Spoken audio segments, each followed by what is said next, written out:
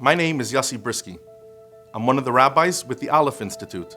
Alef was founded in 1981 by Rabbi Shalom Lipsker at the direction of the Rebbe.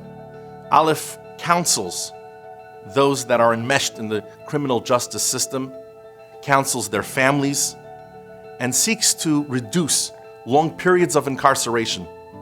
Our alternative sentencing program takes into consideration many factors for eligibility. Individuals cannot be charged with a crime of violence, nor can they have priors.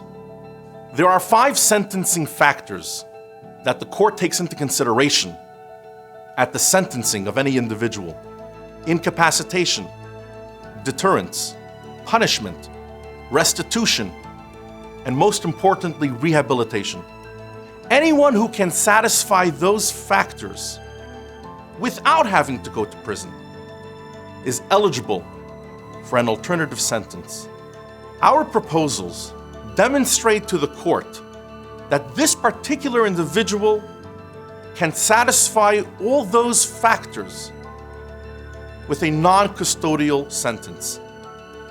In one instance, one of our clients, who was extremely wealthy, engaged in a crime that took money away from those that were underprivileged. And so we had this individual go to a soup kitchen, and he had to schlep onions from the basement up to the soup kitchen and serve food to people he didn't typically hang out with. It forced him to realize that his greed was the motivating factor for the commission of his crime. And this humbling experience served to suppress that greed. There was a young man who was extremely successful with real estate investments, but at some point he got very involved in gambling, became addicted to gambling, and this fellow began to divert some of those funds that were being invested to his gambling problem.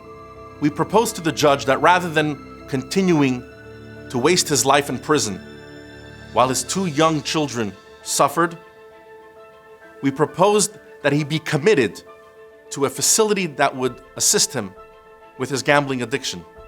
The judge was willing to reduce his sentence day for day, meaning for every day he would spend at the facility, he would have 1 less day to spend in prison.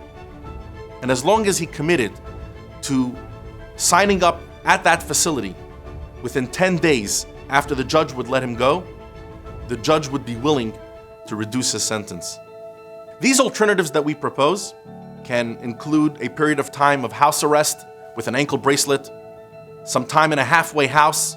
In some cases, we've asked the judge to impose a sentence wherein the individual writes an article for a newspaper describing the details of their offense so that the word gets out.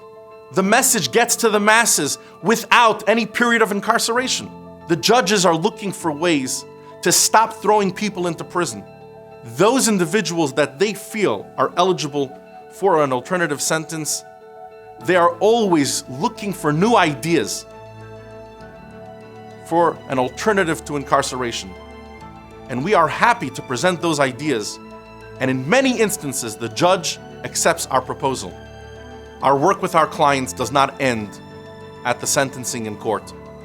If they are granted an alternative sentence, a non-custodial sentence, or if they have a reduced sentence, I'm able to follow up with these individuals to check on their progress and to see if in fact they have turned their lives around